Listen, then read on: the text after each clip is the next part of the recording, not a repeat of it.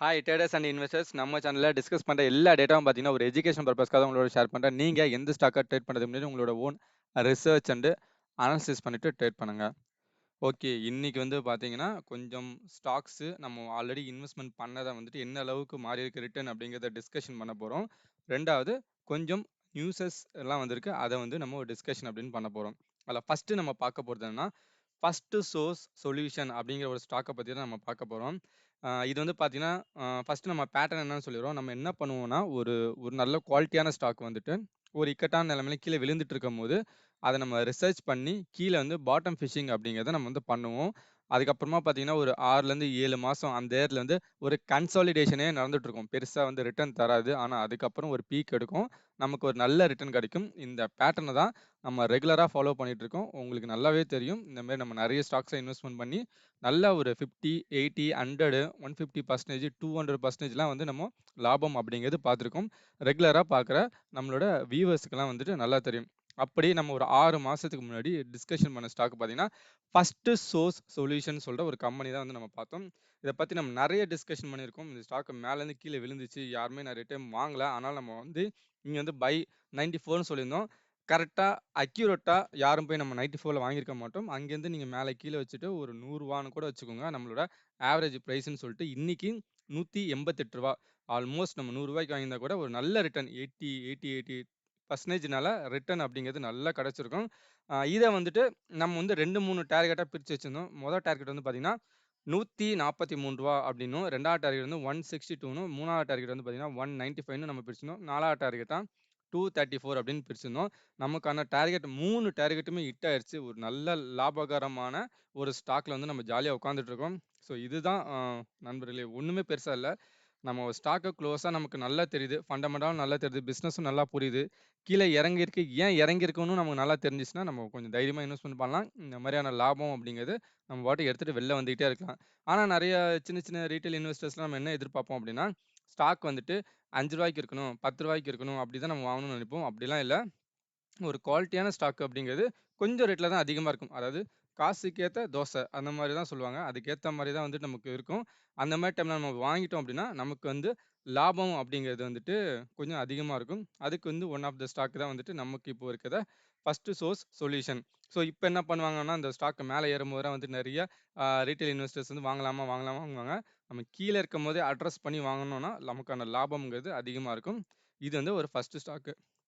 2வது ஸ்டாக் என்னன்னு சொல்லி பார்த்தீங்கன்னா, ராலிஸ் இந்தியா. இதை பற்றி நம்ம டிஸ்கஷன் பண்ணியிருந்தோம். இது வந்து பியூரா வந்து நம்ம ஒரு டெக்னிக்கல் பேசிஸில் வந்து எடுத்திருந்தோம். ஒரு ட்ரையாங்கிள் பேட்டர்ன் ஃபார்ம் ஆயிட்டு இருக்குன்னு சொல்லிட்டு 229 அப்படிங்கிறதுல வந்து என்ட்ரி அப்படின்னு நம்ம டிஸ்கஷன் பண்ணியிருந்தோம். இது ராலிஸ் இந்தியாங்கிறது டாடா குரூப்ல இருக்க ஒரு கம்பெனி. ஸோ அதில் வந்து 2 டார்கெட் போட்டிருந்தோம். 244, இன்னும் வந்து 265. 2 டார்கெட்டுமே நமக்கு ஹிட் ஆயிடுச்சு. நம்ம டார்கெட் ஹிட் ஆயிடுச்சு, ஓகே போதும். அதோட நம்ம லாபம் அப்படிங்கிறத புக் பண்ணிட்டு வெளில வந்துகிட்டே இருக்கலாம்.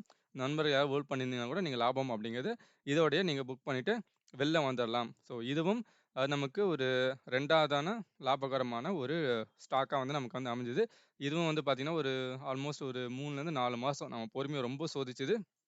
ஆனால் பாருங்கள், இங்கே இந்த பேட்டர்ன் பிரேக் அவுட் ஆனதுலேருந்து பாருங்கள், இது வந்து மந்த்லி சார்ட்டில் இருக்கேன்.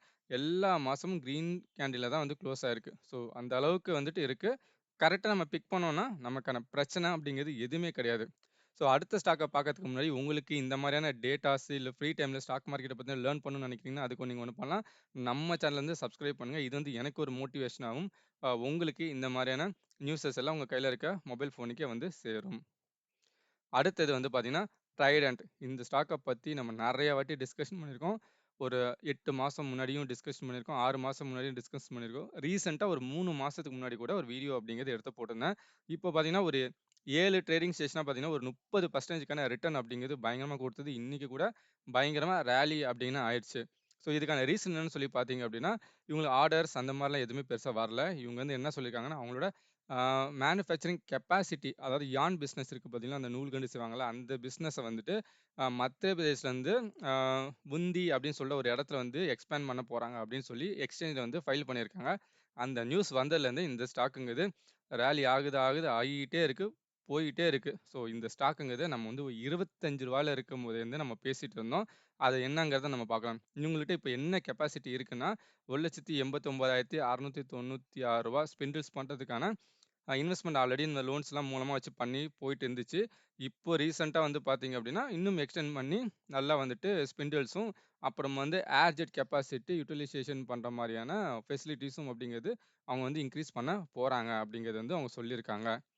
ஸோ இந்த ஸ்டாக் வந்து பார்த்தீங்கன்னா, நான் இங்கேயே எடுத்து போட்டிருக்கேன் பார்த்தீங்களா? ரூ. 30லேருந்து ரூ. 70 போக வாய்ப்புள்ள ஸ்டாக்குன்னு சொல்லிட்டு 3 மாசத்துக்கு முன்னாடி நம்ம எடுத்து போட்டு ஒரு வாட்டி டிஸ்கஷன் அப்படின்னு பண்ணியிருந்தோம். அடுத்தது வந்து பார்த்தீங்கன்னா, 6 மாசத்துக்கு முன்னாடி வந்துட்டு இந்த டிஸ்கஷன் பண்ணியிருந்தோம். ட்ரைடன்ட் இப்போது வாங்கலாமா? நல்ல லாபம் தர காத்திருக்கும் ஸ்டாக்ஸா அப்படின்னு சொல்லிட்டு, முன்னாடியும் 6 மாசம் முன்னாடி எடுத்து போட்டிருந்தோம்.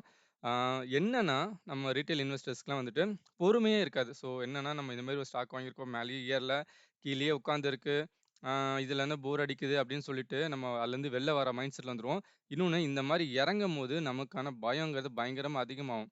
ஸோ நம்ம வந்து அதில இன்வெஸ்ட்மெண்ட் அப்படிங்கிறத பண்ண மாட்டோம்.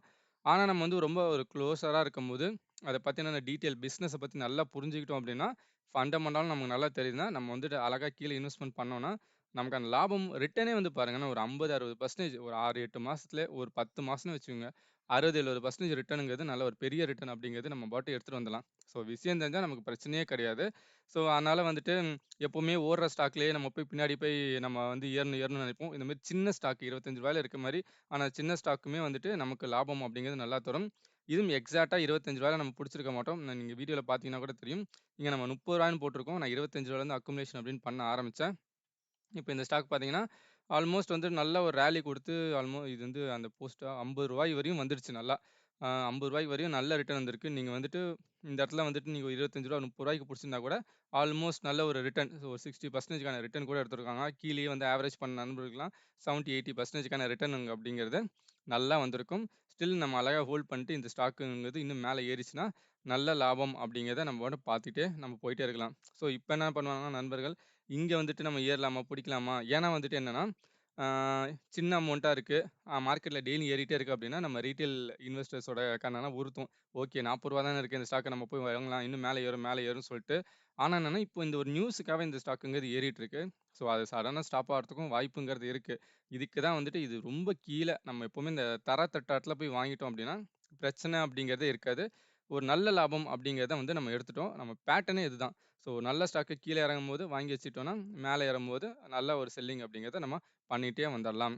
அடுத்தது வந்து பார்த்தீங்கன்னா, டாடா ஸ்டீலோட ரெக்கார்ட் டேட். அதாவது என்னன்னா, டாடா ஸ்டீல வந்து நெறைய கம்பெனி வந்து மெர்ஜர் பண்ண போறாங்க. அதுல வந்து டின் பிளேட் கம்பெனி இருக்கு பார்த்தீங்களா? அதுக்கான ரெக்கார்ட் டேட் அப்படிங்கிறது வந்துட்டு அவங்க போர்ட்லேருந்து சொல்லியிருக்காங்க. அது வந்து பார்த்தீங்கன்னா, ஜனவரி 19ஆம் தேதி அப்படின்னு வந்து ரெக்கார்ட் டேட் சொல்லியிருக்காங்க. அன்னை வரையும் முன்னாடி யார் யாரெல்லாம் வச்சிருக்கீங்களோ, அவங்களுக்கெல்லாம் வந்து இது வந்து எலிஜிபிள் அப்படிங்கிறதாவும் மெர்ஜருக்கு. ஸோ அந்த டேட்டுங்கிறது அவங்க போர்டு மூலமாவே வெளில வந்திருக்கு. அடுத்தது நியூஸ் வந்து பார்த்தீங்கன்னா, டிவிஎஸ் மோட்டார். டிவிஎஸ் மோட்டார் பார்த்தீங்கன்னா, ஏறுது, ஏறுது, ஏறிட்டே போயிட்டுருக்கு. எங்கேயுமே இப்போ நம்ம பை பண்ணுறதுக்கான ஆப்பர்ச்சுனிட்டிங்கிறது இல்லாம போயிட்டுருக்கு. இப்போ ஸ்டில் என்னன்னா, தமிழ்நாடு குளோபல் இன்வெஸ்டர் மீட் நடந்துட்டு இருக்கு பார்த்தீங்களா, நம்ம சென்னையில. அதில வந்து சைன் பண்ணியிருக்காங்க. என்னன்னா, ஒரு ரூ. 5,000 கோடி ரூபாய்க்கு வந்து இன்வெஸ்ட்மென்ட் அப்படின்னு பண்ணுவோம் அப்படின்னு சொல்லிட்டு, அது மூலமா ஒரு 500 பேருக்கு வந்து ஜாப் கிடைக்கும் அப்படின்னும் வந்துட்டு சொல்லிட்டு இருக்காங்க நம்ம ஸ்டேட்ல. இது வந்து ஒரு பாசிட்டிவ் நியூஸா வந்து நம்ம வந்து பார்க்குறோம்.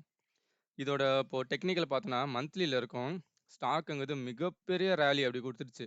ஸோ இத பார்க்கும்போதே நம்ம இங்க போய் எடுக்கலாம்ப்பா. இதே மாரியான இங்கேயும் இருந்திருக்கும் அப்படின்னா, அப்படிலாம் இல்ல. இங்க ஒரு கன்சால்டேஷன் வந்திருக்கு பார்த்தீங்களா? இங்க நம்ம புடிச்சிருக்கணும். இங்க விட்டோமா, அவ்வளோதான் போச்சு. இதுக்கப்புறம் திருப்பியும் ஒரு கன்சால்டேஷன் நடந்துச்சு அப்படின்னா, கண்டிப்பா நம்ம கன்சிடர் அப்படின்னு பண்ணலாம். ஏன் வந்துட்டு டெக்னிக்கல் மட்டும் பார்த்தோம் அப்படின்னா, இல்ல. டிவிஎஸ் மோட்டார் வந்து பார்த்தீங்கன்னா, அடுத்தது எலக்ட்ரிக் பைக்கும் வரப்போகுதுன்னு வச்சுக்கங்களேன். அடுத்தது ஹீரோ, டிவிஎஸ் இவங்க எல்லாமே இருக்காங்க.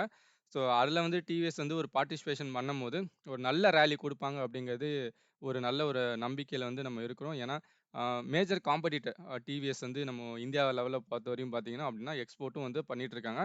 ஒரு கரெக்ஷன் அப்படின்னு நடக்கட்டும். இந்த பிரைஸ்ல போயிட்டு நம்ம வாங்கணும் அப்படின்னா, ஸ்டாக் எங்கேயாவது போய் கரெக்ஷன் ஆயிருச்சு அப்படின்னா, கண்டிப்பா நம்ம மாட்டுவோம். பொறுமையா இருப்போம். கரெக்ட்டான ஆப்பர்ச்சுனிட்டி வரும்போது என்ட்ரி அப்படிங்கிறத நம்ம குடுப்போம். ஸோ அவ்வளதான் நண்பர்களே. இன்னைக்கு நம்ம கையில இந்த டேட்டா, இன்னைக்கு நம்ம சேனல்ல இந்த வீடியோ வந்து யூஸ்ஃபுல்லாவும், இன்ஃபர்மேட்டிவாவும் இருக்கும்னு நினைக்கிறேன். அப்படி இருக்கும் பட்சத்துல கண்டிப்பா லைக் பண்ணுங்க, ஷேர் பண்ணுங்க, கமெண்ட் பண்ணுங்க. உங்க ஃப்ரெண்ட்ஸ் அண்ட் ரிலேட்டிவ்க்கு வந்து நம்ம சேனல் வந்து சஜெஷன் பண்ணுங்க. தேங்க்ஸ் ஃபார் வாட்சிங்.